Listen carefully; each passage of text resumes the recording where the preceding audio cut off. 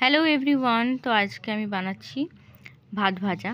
তো সেটা আর কি, এখানে ডিম নিয়ে নিয়েছি, ডিমটা এখন ভাজছি।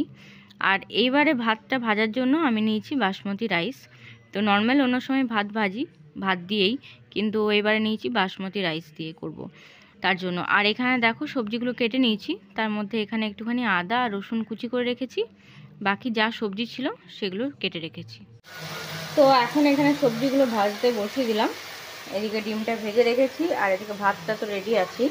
তো এটা একটুখানি ভাজা ভাজা হয়ে গেলে তারপর আমি সব মিক্স করবো একসাথে। তো এখন এটা ভাজা হয়ে গেছে আর এটার মধ্যে একটুখানি করে সস দেব।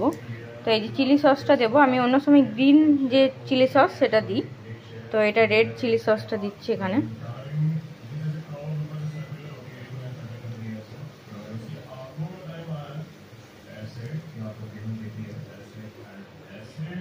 একটুখানি দেবো সয়া সস,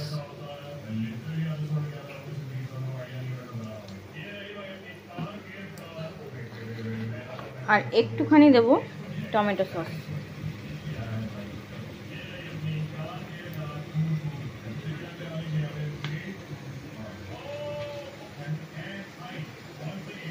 এবার এটাকে ভালো করে মিক্স করব। টমেটো সসটা এই জন্যই দেওয়া, তাহলে যে ঝালটা থাকে সেটা কেটে যাবে, একটুখানি মিষ্টি মিষ্টি লাগবে। তো সেই জন্য আর কি টমেটো সসটা দিলাম। আর এর মধ্যে আমি আরও একটা জিনিস অ্যাড করব, একটুখানি মিট মশলা এটাতে অ্যাড করলাম।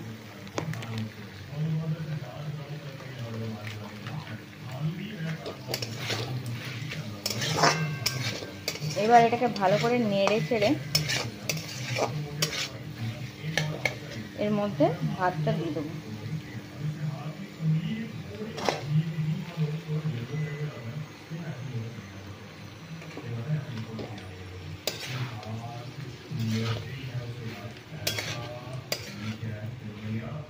এটা ভাতটা ভালো করে মিক্স করে তারপর তোমাদেরকে দেখাচ্ছি এটার কালারটা কীরকম আসছে। তার আগে ডিমটাও এটার মধ্যে দিয়ে দিলাম। আমি যখনই ভাত ভাজা বানাই তখন নর্মাল ভাত দিয়েই আমি ভাতটা ভাজি, কিন্তু আজকে অভি বললো যে না, এই যে রাইসটা আছে বাসমতি রাইস, সেটা দিয়েই আজকে এটা করো। কারণ অন্য সময় আমি বাসমতি রাইসে শুধুমাত্র ফ্রাইড রাইসটাই বানাই, এটা বানাই না, কিন্তু আজকে এইভাবেই ভাতটা ভাজছি। এটা পুরো মিক্স করে তারপর তোমাদেরকে দেখাচ্ছি কীরকম লাগছে। তো এটা এখন ভালো করে মিক্স করে নিয়েছি, তার মধ্যে আমি একটুখানি কাঁচা লঙ্কা দিলাম আর একটুখানি দেবো অরিগ্যানো।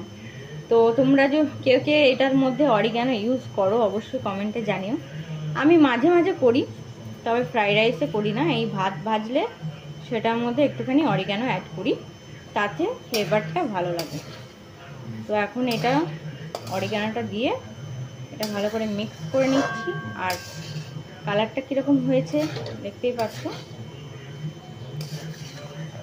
এটা কিন্তু খেতেও ভালো লাগে আর এটা একটা হেভি খাবারও হয়ে যায়।